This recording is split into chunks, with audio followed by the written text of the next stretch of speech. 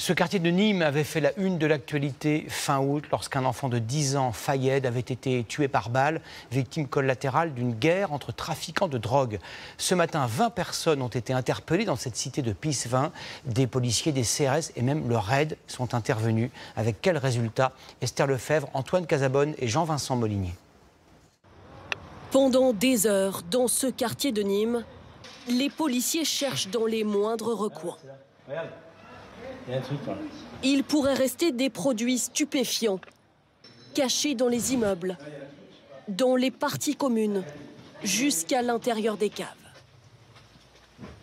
C'est des lieux où il peut y avoir du stockage. Donc on vérifie, tout est ouvert, il n'y a plus aucune cave qui est utilisée de façon privée. L'opération dite Place Nette a démarré à 6 h ce matin. Près de 250 policiers mobilisés, dont le RAID et la BRI. C'est tout un réseau de trafic de drogue qui est visé. 20 personnes sont interpellées, âgées de 16 à 43 ans, soupçonnées d'être des guetteurs, vendeurs, gérants de points de deal. En parallèle, d'importantes quantités d'argent et de drogue ont été saisies, ainsi que des armes et des gilets pare-balles.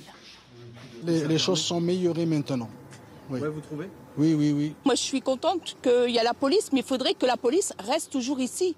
Des habitants pas totalement rassurés, alors qu'ici même, il y a 3 mois, un enfant de 10 ans a été tué à l'arrière de cette voiture par une balle perdue.